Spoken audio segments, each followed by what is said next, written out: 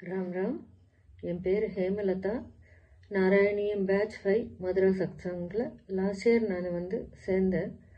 என்னை இந்த கிளாஸ்க்கு இன்ட்ரடியூஸ் பண்ணவங்க நாகரத்னம் மேடம். நான் கேனடாவில் இருந்தப்போ அவங்க இன்ஃபார்ம் பண்ணாங்க, இந்த மதுரா சத்சங்கில் ரொம்ப அழகாக சொல்லி கொடுக்குறாங்க எல்லா கிளாஸஸும், நீங்கள் இந்தியாவுக்கு சேர்ந்துக்கோங்க அப்படின்ட்டு. நான் இங்கே இந்தியாவுக்கு வந்த பிறகு கோமல்ஜி கிட்ட என்னை இன்ட்ரடியூஸ் பண்ணி விட்டாங்க. பேட்ச் 5ல் நான் சேரத்துக்கு எனக்கு சான்ஸ் கிடச்சிது. நான் ஆக்சுவலாக நாராயணியம் புக்கு 5 இயர்ஸ் பேக்கே வாங்கி வச்சுருந்தேன். ஆனால் நான் சரியான குரு கிடைக்கல, எனக்கு சொல்லிக் கொடுக்குறவங்களுக்கு கிடைக்காததால் கண்ணியூ படிக்க முடியல. அப்புறம் இந்த கிளாஸில் சேர்ந்த பிறகு எனக்கு லைஃப்பில் ஒரு டேர்னிங் பாயிண்ட் என்ன அப்படின்னா, ஒவ்வொரு ஸ்டெப்பும் எனக்கு நல்ல சக்ஸஸாக இருந்தது. எந்த இதுவும் நான் எடுத்து வச்சாலும் லைஃப்பில் அது சக்ஸஸ்ஃபுல்லாக இருந்தது. அது இந்த கிளாஸில் சேர்ந்த ஒரு எனக்கு பெனிஃபிட்டாக, அது இல்லை பரமாத்மாவோட அனுகிரகமா என்னன்னு தெரியல. எனக்கு ஒரு 60 திவ்ய தேசத்துக்கு மேலே நான் இந்த 1.5 வருஷத்துக்குள்ளே போய் பார்த்துட்டு வந்தேன். அந்த திவ்ய தேசம் எல்லாம் அந்த பரமாத்மாவோட அனுகிரகத்தால் தான் நான் பார்த்துட்டு வந்தேன். ஆக்சுவலாக இங்கே ஒரு 6 months கிளாஸ் அட்டன் பண்ணேன் 5th பேட்சில். திரும்பியும் கேடாக போகிற ஒரு சந்தர்ப்பம் வந்தது. நான் கோமல்ஜி கிட்ட கேட்டேன், இந்த டிஸ்கன்டினியூ பண்ணுறதுக்கு எனக்கு கஷ்டமாக இருக்குது, என்ன பண்ணுறது அப்படின்னா. என்ன பேட்ச் 6ல் போட்டாங்க. அது கொஞ்சம் டைம் இங்கே இந்தியா டைமில் 5:30, அங்கே இப்போ கேனடாவில் 7 இல்லை 8 மார்னிங், ஏர்லி மார்னிங் 8. அது ஈஸியாக இருக்கும் அப்படின்ட்டு என்னை அந்த கிளாஸ்க்கு போட்டாங்க. கேனடாவில் திரும்பியும் போய் 3 months இருந்தேன். 5th batch time early morning, அங்கே 2:30 அந்த மாதிரி இருக்கும். அலாரம் வச்சுக்க மாட்டேன், ஒன்றும் வச்சுக்க மாட்டேன். தூங்கிட்டே இருந்தால் என்னை யாரோ தட்டி எழுப்புற மாதிரியே தோணும். எழுந்து பார்த்தா கரெக்டாக 5th பேட்சோட நாராயணியம் 5th பேட்சோட டைமாக இருக்கும். எழுந்து உக்காந்துப்பேன் கிளாஸ் அட்டன் பண்ணுறதுக்கு.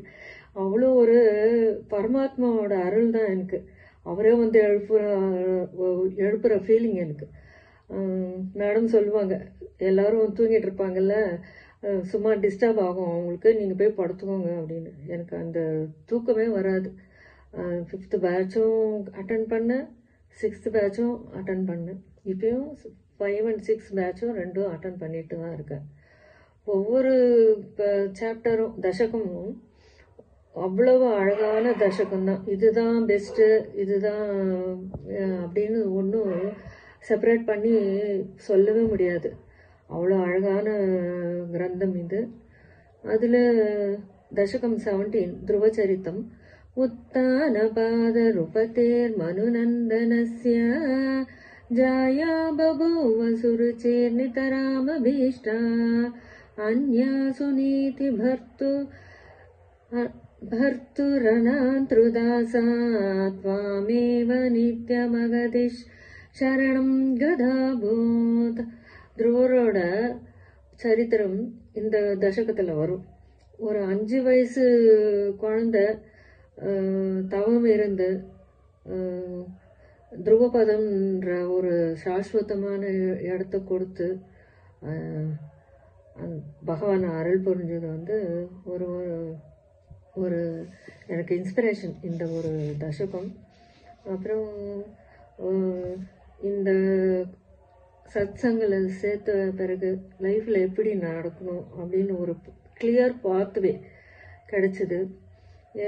ஃபஸ்ட்லலாம் சான்ஸ்கிரிட் வேர்ட்ஸ் எல்லாம் நாராயணியம் படிக்கணும் அப்படின்னா கொஞ்சம் கஷ்டமாக இருந்தது. ஒவ்வொரு அசைன்மெண்ட்டு ஒவ்வொரு நாள் ஒவ்வொரு தசகம் போஸ்ட் பண்ணணும் மெயின் குரூப்பில். அது படிக்க படிக்க இப்போ எல்லாமே ஈஸியாக இருக்குது. கோமல்ஜியை பற்றி சொல்லாமல் இருக்க முடியாது. ஏன்னா மெயின் இது அட்ராக்ஷனு அவங்களோட டீச்சிங், அவங்களோட டிசிப்ளின், அப்புறம் அந்த எக்ஸ்பிளனேஷனு. ஒரு மூவியை பார்த்தா எப்படி இருக்குமோ அது மாதிரி நம்ம கண்ணு முன்னாலே நடக்கிற மாதிரி அவ்வளோ அழகாக சொல்லுவாங்க.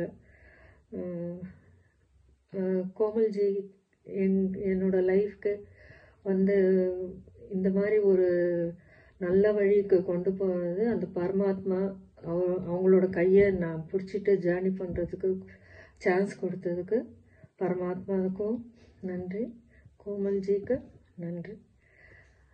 சர்வம் ஸ்ரீ கிருஷ்ணார்ப்பணமஸ்து, சர்வம் ஸ்ரீ லலிதார்ப்பணமஸ்து. ராம் ராம்.